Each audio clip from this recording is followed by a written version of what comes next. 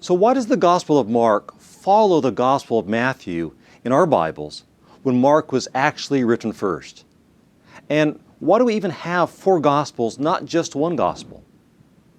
Welcome back to Digging Deeper, where we visit with prominent New Testament scholars about important issues in the Gospel of Mark.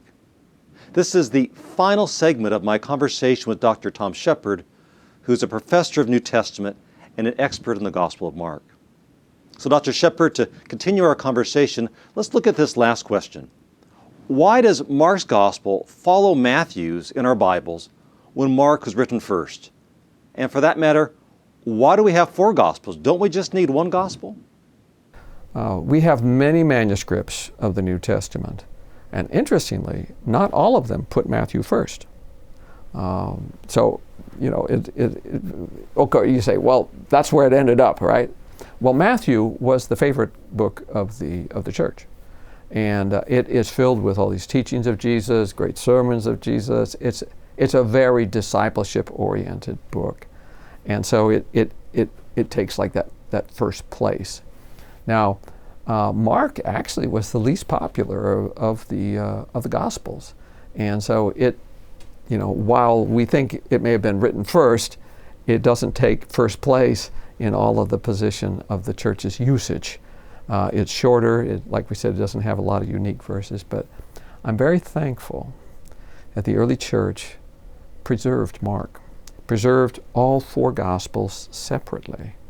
In the 2nd century, there was a man named Tatian who put together kind of a conglomeration story. It's called the Diatessaron.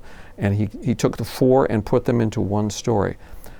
But that is not what the church decided to preserve.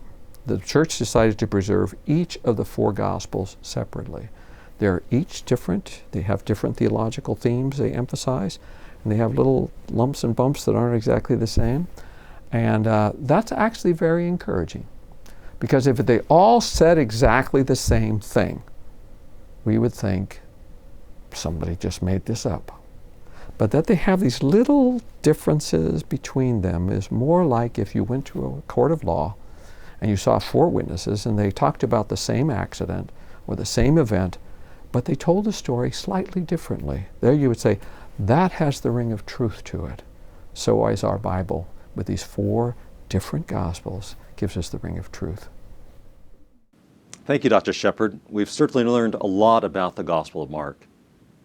If you've enjoyed this conversation with Dr. Shepard, I invite you to join me for my next conversation with my guest, Dr. I.K. Mueller, as we look at one of the most interesting yet challenging passages in the Gospel of Mark, the conflict over food between Jesus and the Pharisees in Mark chapter 7.